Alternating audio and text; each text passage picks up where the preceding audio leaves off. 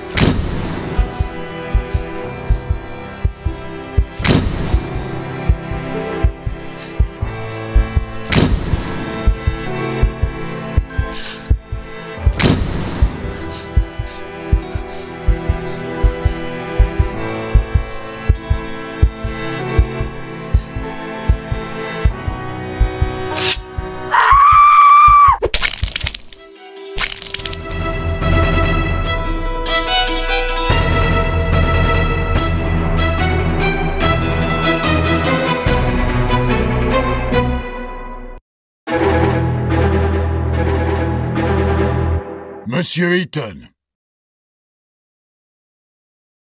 Monsieur Eaton.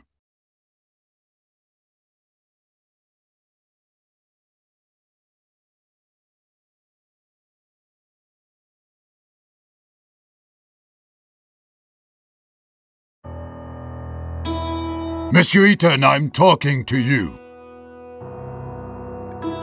I'm sorry, Monsieur le Président, I was thinking. Do you understand the indictment? Sorry, but I have to ask the prosecutor to repeat. Monsieur Eaton, do you consider it to be a joke? You're charged with a serious crime. Please stay focused.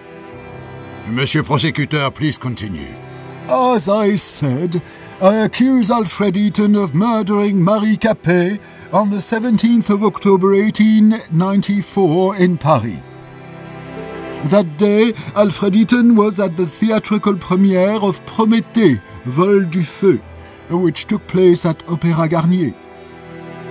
As it is apparent from the testimony of witnesses, the accused left at about 8:30 p.m., before the end of the banquet. At about 9:25 p.m., he rented a room in his name at the Caucasus Hotel, which is adjacent to the building in which he lives. It was in that room that approximately at 11:16 p.m. Marie Capet was murdered.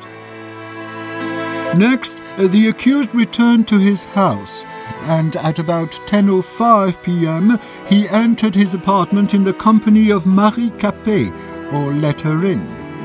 It results from the fingerprint analysis. It did not show the victim's fingerprints on the outer side of the door, only on the inner. Alfred Eaton, by means of deception or threats, led the victim to his secret workshop, which is located on the first floor of his apartment. The police report did not indicate any signs of struggle or resistance.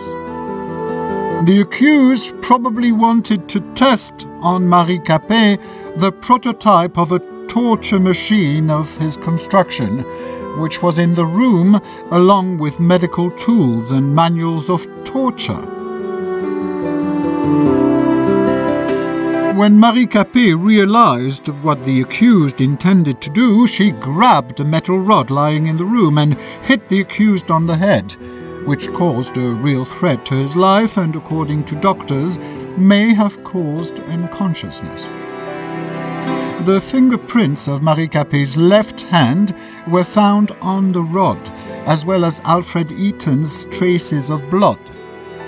Traces of blood were also found on the floor of that room. At the time of his arrest, the accused had an extensive wound on his head, as confirmed by medical examination. Seizing the opportunity, Marie Capet fled from the apartment. She was stressed and in a hurry. This was confirmed by her numerous fingerprints secured on the inside of the door of the apartment of the accused.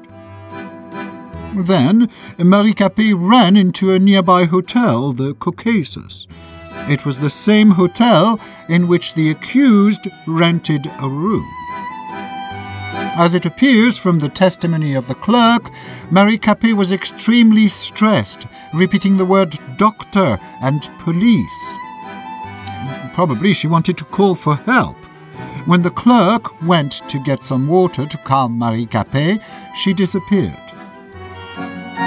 The next day, on the 18th of October, about 8:32 a.m., a maid found her body in a room rented by Alfred Eaton.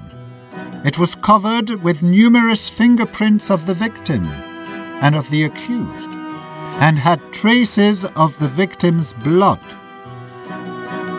The immediate cause of death was a severe blow to the abdomen in the liver area, with a blade of about 14 centimeters length. The murder weapon, constructed by the accused, was secured in his apartment. Marie Capet's unwashed blood stains were still present on it, as well as the fingerprints of the accused. The accused is also charged by the testimony of one of the neighbors who passed the accused at the front door of the building in which they both lived at about 11:30 p.m. The witness testified that the clothing of the accused was stained with blood. Unfortunately, the said clothes were not found. At the time of committing the alleged crime, the accused was sane, which means he acted consciously. For committed crimes, the accused shall be liable to life imprisonment or the death penalty. Has the accused finally understood the indictment? Oui, Monsieur le Président. Does the accused plead guilty to the charges against him? Non, Monsieur le Président. Does the accused want to provide explanations? Oui, Monsieur le Président. Monsieur le Président, could I ask you for some conversation time with my client? Of course. I just wish it would not take too much time. We've already wasted too much of it. Monsieur Eaton, please note that you can look through evidence at any moment. It is available by pressing Tab. I will show the defense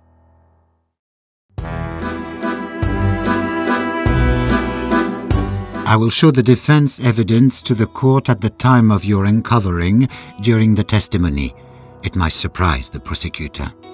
If necessary, you can recall the string of events according to the prosecution by pressing the Q key.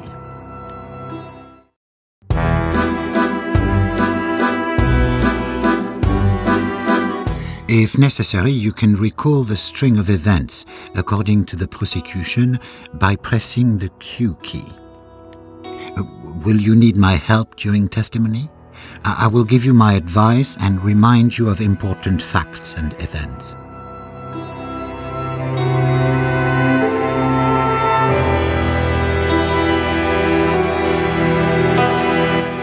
We are ready, Monsieur le Président. Then let's get started. Monsieur Eaton, what were you doing on October 17th, 1894, from 8 to 12 p.m.? There was a theatrical premiere of Prométhée that day, which was sponsored by Le Feu, in which I am the lead designer. Starting at 7 p.m., I was at the premiere at the Opéra Garnier. Around 8:30 p.m., after the play,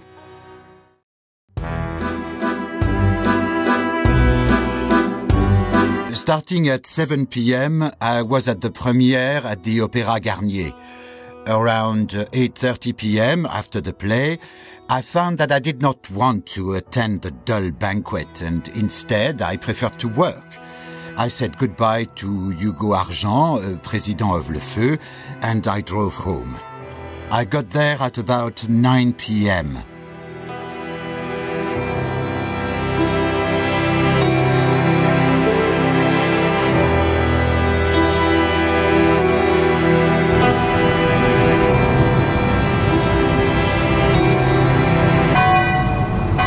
For a moment, I admired the charms of Montmartre.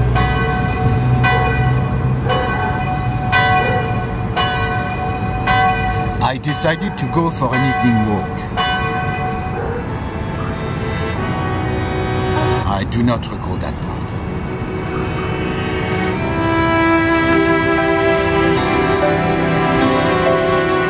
For a moment, I admired the charming streets of Montmartre.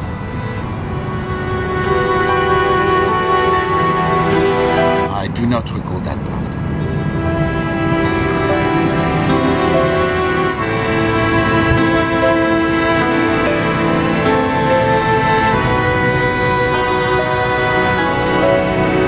I entered the nearby hotel, Caucasus.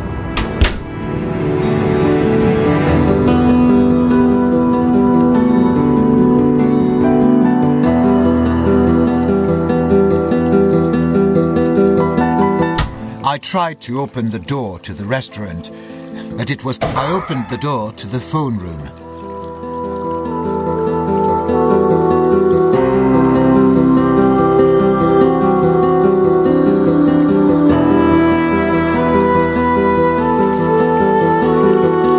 I wanted to rent a room in a hotel, but the clerk said that a room had already been rented in my name.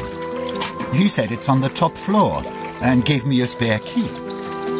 I must add that the conversation with this man was not held at about 9:25 p.m., as according to his testimony, but at a different time. Monsieur Eaton, do you claim that you did not rent that room? Oui, Monsieur le Président, but I knew it could not be a coincidence. The name Ethan is not that common. So you tried to learn more from the clerk? Yes, however, he hid behind his professional secrecy. I knew he wouldn't tell me a thing. I do not understand one more thing. You live next to the hotel, so why did you want to rent a room there? Sometimes I meet up with some girls of the Moulin Rouge, and due to my reputation, I prefer not to do it in my apartment. Did you meet Marie Capet face to face? No, Monsieur le Président, never. I understand. Please continue.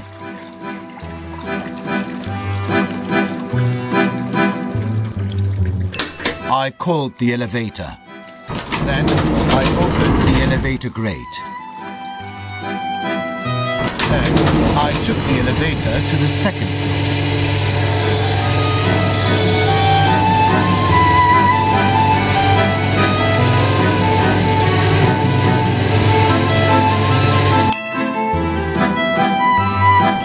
I opened the elevator grate. Then I opened the door. I tried the door handle to the hotel room, but it was closed. Why did you want to open that door? I'm ashamed to admit, but I forgot which room I had rented. I understand. Please continue your testimony.